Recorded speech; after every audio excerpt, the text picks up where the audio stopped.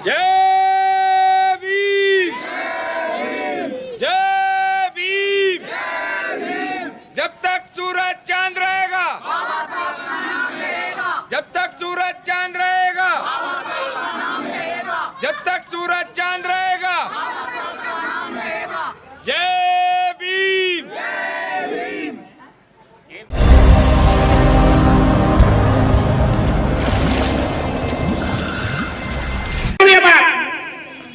ये बात इसलिए कह रहा हूं कि पूरे देश के अंदर ये व्यवस्था हो गई है, पूरे देश के अंदर ये जानकारी है कि आप अम्बेडकर के अनुयायी हैं, आप डॉक्टर अम्बेडकर को मानने वाले लोग हैं, है या नहीं है? दूसरे लोग आपको इस बात के लिए मानते नहीं मानते, और आप डॉक्टर अम्बेडकर के अनुयायी, दूसरे लोग मानते हैं कि आप डॉक्टर अम्बेडकर के अनुयायी हैं, आप डॉक्टर अम्बेडकरवादी हैं, लेकिन आप अपने आप में डॉक्टर अम्बेडकरवादी नहीं है, डॉक्टर अम्बेडकर के अनुयायी नहीं है। ये आप खुद अपने आप से महसूस कर सकते हैं। वो महसूस तब कर सकते हैं कि जब हम बाबा साहब डॉक्टर अम्बेडकर के संविधान की अवहेलना करके इस संविधान का पालन करते हैं। जब आपको पूजा का अधिकार मिला ही नहीं, जब आपको भक्ति का अधिकार मिला ही नहीं, जब आपको किसी मंदिर में जाने का अधिकार मिला ही नहीं, तो फिर ये संस्कृति का आपके जीवन में कहां से आएगा? विचार तो करना पड़ेगा ना। वो चीज जब आपको अधिकार में थी ही नहीं, तो फिर वो आपको कैसे मिलेगा? कुछ उदाहरण मैं आपको दूं, और वो उदाहरण इसीलिए दे रहा हूं कि जब आज भारत का ऐसा संविधान इस भारत के अंदर है, फिर उसके बाद ये घटनाएं क्यों हो जाती है? इसका मतलब यह है कि मनु के संविधान को मानने वालों की संख्या अभी कम नहीं है, और डॉक्टर अम्बेडकर को मानने वालों की, डॉक्टर अम्बेडकर की विचारधारा को नकारने वालों की संख्या आज भी ज्यादा है।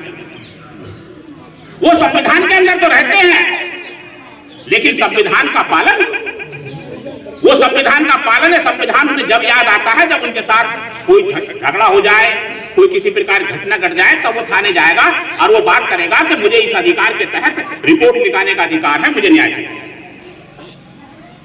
वरना उसके बाद उसकी जरूरत नहीं है। तो मैं इसलिए आप लोगों से यह निवेदन करना चाहता हूं कि आप दोनों संविधान को पढ़ें।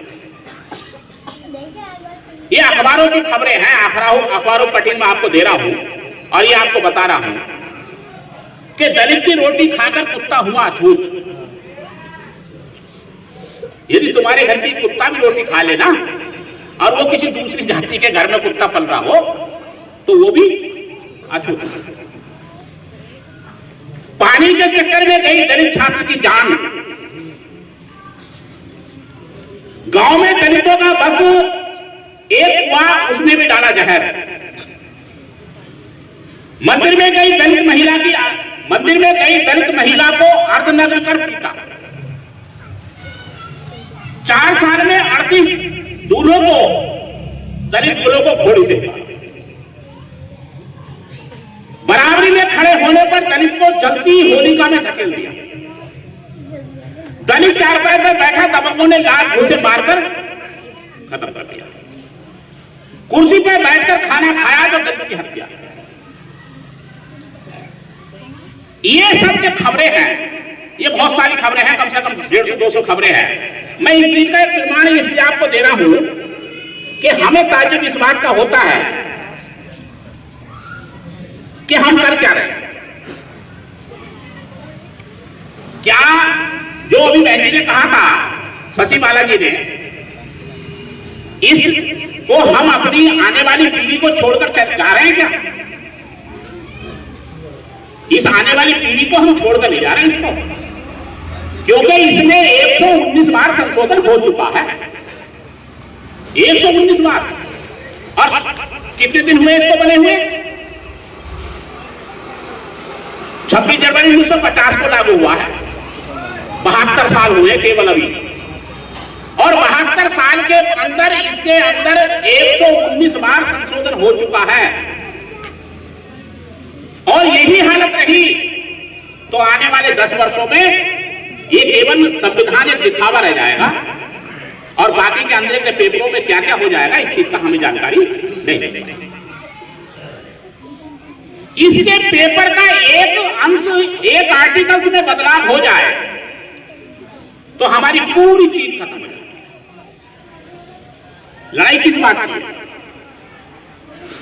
बाबा साहब डॉक्टर अंबेडकर ने जब 25 दिसंबर 1927 को इसको आपके हवाले किया तो उनकी लड़ाई किस बात की?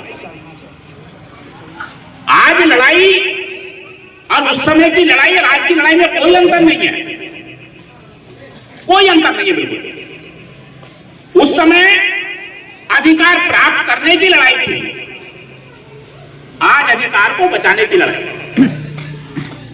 वही तो लड़ाई है अपनी, क्योंकि अधिकार को प्राप्त करने की जो लड़ाई लड़ी गई थी और उसमें जो अधिकार मिले थे, तो अधिकार छीनने वाले लोग आज भी हमसे ज्यादा सक्रिय हैं, वो हमसे ज्यादा तेजी के साथ काम कर रहे हैं। और यदि हमसे ज्यादा तेजी के साथ काम नहीं करते तो 119 में संशोधन नहीं होता। और यदि हम ये सोते रह गए तो ये संविधान में यदि संशोधन होते रहेंगे तो फिर हमारे पास क्या बचेगा? हमारे पास कुछ नहीं बचेगा। आप सपना देखते हैं कि बाबा साहब डॉक्टर अंबेडकर की वजह से मेरा बेटा पढ़ पाए। आज जो बाबा साहब डॉक्टर अंबेडकर की योजनाएं थी वो सारी खत्म हो चुकी, नहीं हो चुकी? एडमिशन तब होता है जब आपकी जेब में पैसे होंगे, वरना आपके बच्चे का एडमिशन नहीं होगा। आज जो सपना हम एमबीबीएस करने का, जो सपना हम इंजीनियर बनाने का, डॉक्टरों का देख रहे थे, वो अब सपना नहीं बचा। किसने खोया है, किसने छीना? आपके हमदर्दों ने। जो लोग हमारे हमदर्द बनते हैं, जो लोग हमें यह साबित करना चाहते हैं कि हम तुम्हारे बहुत हमदर्द हैं, उन्होंने तो छीना होगा। नौकरियां जो 18% रिजर्वेशन, 21% रिजर्वेशन मिला हुआ है नौकरियों में, वो सब खत्म होता चला जा रहा है। हर विभाग का प्राइवेट होता चला जा रहा है। इस संविधान की आर्टिकल को ना बदल कर प्राइवेट कर रहे हैं, जिससे क्योंकि प्राइवेट में रिजर्वेशन नहीं। जब प्राइवेट में रिजर्वेशन नहीं है और वो विभाग प्राइवेट में चला जाएगा तो उसमें नौकरी उसको मिलेगी जिसको वो चाहेगा। मिलेगी, मिलेगी, उसको मिलेगी। सरकार में तो ये है कि सरकार में आपको 21% नौकरी मिलनी है, चाहे उसका मालिक कोई भी बैठा हो।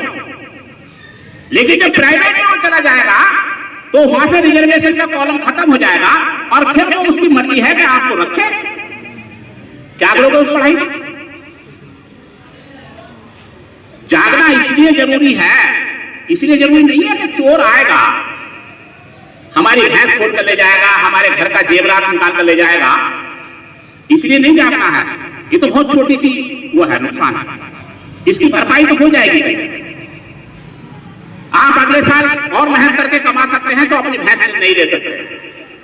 आप और मेहनत करके कमा सकते हैं तो आप अपने बच्चों को और जेवर बना सकते हैं, अच्छे कपड़े खरीद सकते हैं। लेकिन जागना इसलिए जरूरी है कि इस संविधान को बचाने के लिए, वरना 25 दिसंबर 1927 को इस संविधान की होली जली थी। हो सकता है कि 25 दिसंबर और 10-5 वर्षों के बाद फिर इस संविधान की होली जलना शुरू हो जाए। और जिस दिन इसकी होली जल गई ना, फिर क्या होगा? इस संविधान की होली जलने का मतलब है कि हमारे भाग्य में आ गया। इस संविधान की होली जलने का मतलब है कि हमारे जितना भी भविष्य की हमारी सब चीजें हैं वो खत्म होना, और खत्म होने का मतलब है कि हमारी पीढ़ी दादा की सूरत में चली जाएगी। दादा की सूरत का मतलब है दादा अनपढ़, दादा गरीब, दादा के पास धोती नहीं, दादा के पास मकान नहीं, दादा के पास जमीन जायदाद नहीं, दादा के पास साइकिल तक नहीं। जब हमारी वो पीढ़ी चली जाएगी तो जो बहनी ने कहा था उस पर विचार करना पड़ेगा। उन्होंने कहा था कि हमारी अब जो लड़ाई है आने वाली आगे की, कि तुम्हें कोई गाली दूसरा नहीं देगा, मुझे कोई गाली दूसरा नहीं देगा, मुझे जो गाली देगा तो मेरी औलाद, मुझे जो कोसेगी मेरी औलाद कोसेगी, मुझे घर से धक्के मारकर बाहर निकालेगी तो मेरी औलाद निकालेगी कि तुम्हारे रहते हुए 119 बार संशोधन इसमें हो गया और तुम्हारे रहते हुए पूरा भारत का संविधान जो हक अधिकार बाबा साहब डॉक्टर अम्बेडकर ने हमें दिए थे, ये तुम्हारे रहते हुए लुट कैसे गए? इसका मतलब तुमने करा क्या? इसका मतलब आपने बाबा साहब डॉक्टर अम्बेडकर के जो दिए हक अधिकार थे केवल उनकी मौज ली है, बाकी और दूसरा कुछ नहीं किया। हम इसलिए अपना समय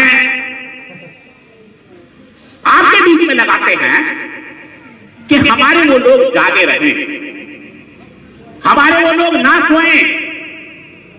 आप तरक्की करो, आप अच्छे महल बनाओ, आप गाड़ियां खरीदो, आप अपने बच्चों को पढ़ाओ, उसका फायदा हमें ना होगा लेकिन कम से कम हमारे समाज को तो होगा। आपका अमीर होने का मतलब है कि समाज अमीर होना, आपका गरीब होने का मतलब है कि समाज गरीब होना, आपका अनपढ़ होने का मतलब है कि समाज अनपढ़ कहलाया जाएगा, आपके पढ़े लिखे होने का मतलब है कि समाज पढ़ा लिखा कहलाया जाएगा। बाबा साहब डॉक्टर अम्बेडकर की हम औलाद हैं, बाबा साहब डॉक्टर अम्बेडकर के हम अनुयायी हैं और हमको सच्चा अनुयायी बनना है, हमको सच्चा अनुयायी बनना है। आज आपको इस 25 दिसंबर पे आपको ये प्रण करना है, जितने लोग बैठे हैं आप यही बहुत है, लेकिन आपने प्रण कर लिया तो ये बाबा साहब डॉक्टर अम्बेडकर की प्रतिमा यहां बहुत अच्छी लगी। आपको आज प्रण करना है कि संविधान ये वाला मानना है या ये वाला, दो वाला नहीं चलना है। और ये कहा गया है कि दो नाव की सवारी करने वाला व्यक्ति हमेशा डूबता है। आपको डूबना है तो आप दोनों संविधान की पालन करिए, और आपको तैरना आता हो तो करिए। क्यों साहब? आपको तैरना आता हो तब आप दो नाव की सवारी करिए, क्योंकि वसीम बरेलवी साहब ने कहा है कि तूफानों से आंख मिलाओ, सैलाबों से वार करो। वसीम बरेलवी साहब बहुत मशहूर शायर हुए हैं, उन्होंने कहा कि तूफानों से आंख मिलाओ, सैलाबों पर वार करो, और बल्लाहों का चक्कर छोड़ो, तैर के दरिया पार। ये कौन कराएगा आपको? आपकी नाव ये है, इससे बड़ी नाव आपकी नहीं है।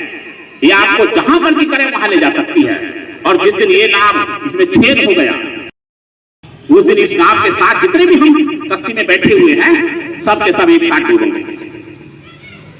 अपने आप को बचाना है, अपनी औलाद को बचाना है, अपनी औलाद की पीढ़ियों को, हमारी पीढ़ी है उनके हक सुरक्षित रखना है।